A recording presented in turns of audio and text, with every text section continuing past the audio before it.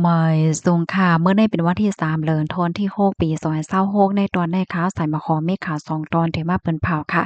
ตอนที่1ตรวนมาตกตั้งฝั่งไทยมีคนรู้สึกสาใจและก้นเจ็บข่าวเที่ยงโหนึ่งตั้งฝ่ายเมื่อคมตุ่มเลยออกมาเปิ้นเผาเย้าค่ะเนาะว่ามือเหลียวในเปิดตื้อตั้งให้ก้นกาก้นขายเขา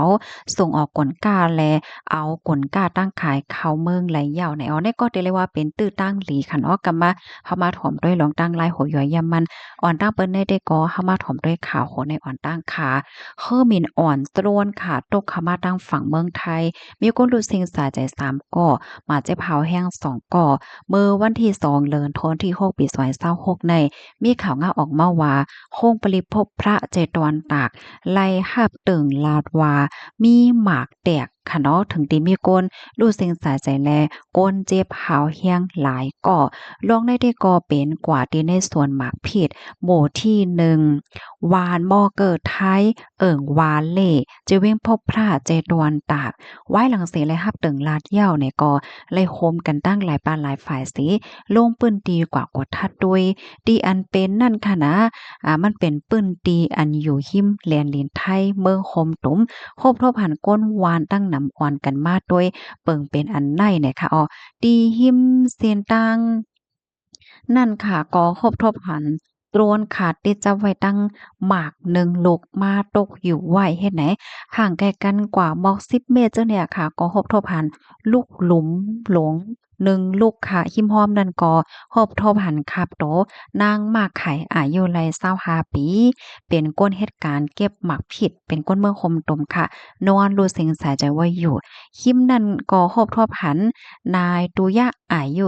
37ปี เป็นโผของนางมากขายค่ะรู้เซ็งสาใจเนาะแล้วก็ฮบทบผ่านป้าขับโตหลวนจ้ายจื้อห้องว่ากาลาอายุไล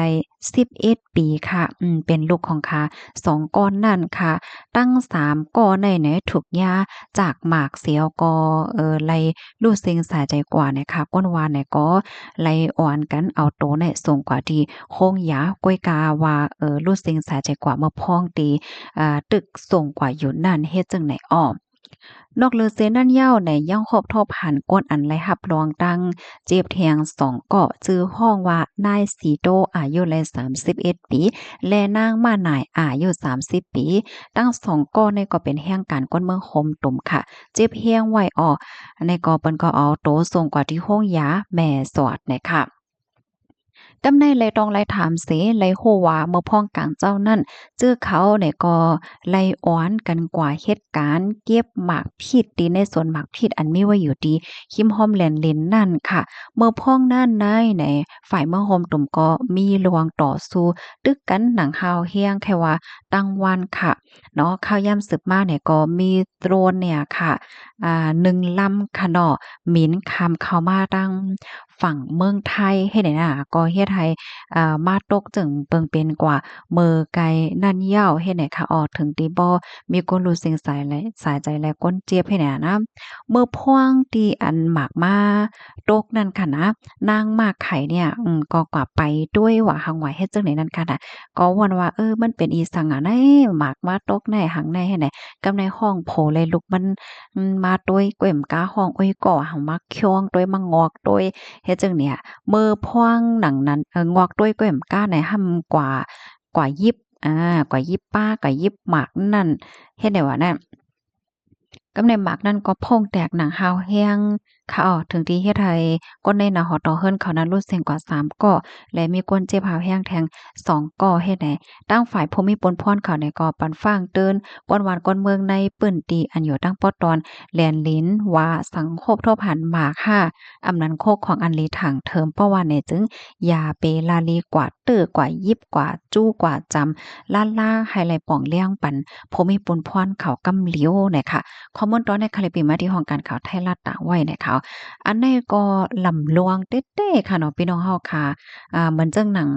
เพราะว่าเป็นก้นที่อันทอมข่าวอยู่ตาเสได้ก็ติคู่หลีค่ะเนาะลวงจังไหนในค่ะนะสันจังหนังโฮบเท่าพันหมาข้าวโฮบเท่าพันหลากหลายเนี่ยอย่าไปกวาดจ้ำอย่าไปกวาดเตื้ออย่าไปกวาดยิบล้านล่าให้เนี่ยเนาะมันจางเป็นพี่เฮ็ดให้อ้อม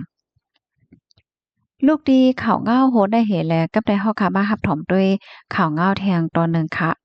ข่าวเงาโหนได้ก็เต็เลยว่าเป็นข่าวเงาตื้อตั้งหลีค่ะเนาะตอนตาปอกาแม่ขายก้นเหตุการณ์ป้ายมักมีเขาเฮ็ดจังไหนนะเมื่อวันที่2เดือนธันวาคมที่6ปี2026เนี่ยมีข่าวเงาออกมาว่าอยู่ที่ห้องการข่าว Global News Right of Myanmar เปิ้นพาออกมาหนังเป็นตั้งการค่ะเนาะว่าโคอืมแม่สอดแม่วดีโคมืดกือหมายสวงนั่น ปอกมาเปิดใจการใจงานเหย่าปยกก้นหวันก้นเมืองก่อจางย้อนไหวขว้าง import หลายสินค่ะเนาะเหมือนจังว่ากลการตั้งขายเอาเข้าและ export หลายสินกลการตั้งขายอันส่งออกนั่นไหลเหย่าเฮ็ดจังไหนอ้อมกลการตั้งขายอันอยู่ที่เมื่อห่มตุ่มเหี่ยวก็ส่งออกกำปานำได้ก็ได้เป็นโคกุ่นอันลูกมาตีการผกซ้อมค่ะเนาะมันจังหนังว่าเขาแข่ห้า ยอก็หอมพักหมี่โฮใหญ่ว่าซังว่าเจ้านายดอกดาวกลกล้าตั้งขายอันเอาที่ในเมืองไทยเสียวก็เข้ามาที่ในเมืองโฮมตมได้ก็ได้เป็นอันกลกล้าตั้งขายตั้งกินตั้งยำเครื่องใจโคตื้อดอกเคิงเฮ็ดเฮิรนว่าซังว่าเจ้านายในนั้นยาวค่ะเพราะว่าเฮาค้ามาด้วยอันใดก็ได้เลยว่าเป็นรองตีหลีค่ะดอกหลีดอนดาก้นเหตุการณ์พกซ้อมพี่น้องเฮาเขาเจออันพกข้าวแขกข้าวกาผ้าพกอะหยังก็มันเต็กเด้อขายเลยอีกนึงนั่นน่ะเนาะ แล่นลิ้นเปิดยาวในแต่ก็อันลำลองได้แต่ก็ไหนย้อนให้ก้นกล้าก้นขายก้นต่อส่งคนกล้าตั้งขายเขานั่นเฮ็ดจ้อมหนังปักเปิงหมายมีต่างยินย้อนหลายสินเสกามจังไหนคะอ้อม ปะเยาก็ย้อนให้ก้นกาก้นขายก้นเหตุการณ์ป้ายมักมีต่อกวนเขาในไฮไลท์ติดตามถ่อมข่าวง่ายอยู่ตาเสนางเฮอเดจังวางแผนลองการป้ายมักมีตัวเจ้าเก่าไล่เนาะปะเยาก็ลองเป็นไปแลกลายอำว่าที่เป็นเปิงลองการค้าการขายการเงินแลลองต่างชื่อต่างเปิงว่าสังว่าเจ้าไหนอยู่ดีลงปองจึงปานเมื่อเหลียวในเหี่ยก็ดีขับขึงบ่ว่ามีสังไหนก็ที่เอามาเปิ้นแผ่ปันกว่าจังไหนอ้อ เมื่อเร็วในได้หันเลยว่าตั้งฝ่ายเมืองคมตมในก็มีลองเป็นปลายเรียกลายอย่างจู้ดิโมคราซีเตอร์นำมาค่ะเนาะเมื่อเร็วก็มีหลวงปอนจึงหมายจังหนังที่เฮาคาฮู้กันค่ะเสียก็มีเปิงและ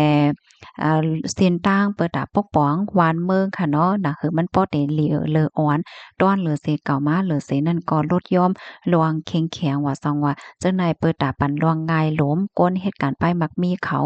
จางกาจางขายจางกว่ามา ไลหลีเปิดตาสร้างลวงมั่นใจแลหับลวงย่อมหับตื้อนำมาได้ค่ะอิงเด้อลองตั้งจึงในเหี่ยวก็มันก็จะมีพ่นหลีดอกคนให้การป้ายมักมีการค้าการขายการต่อส่งการลงทุน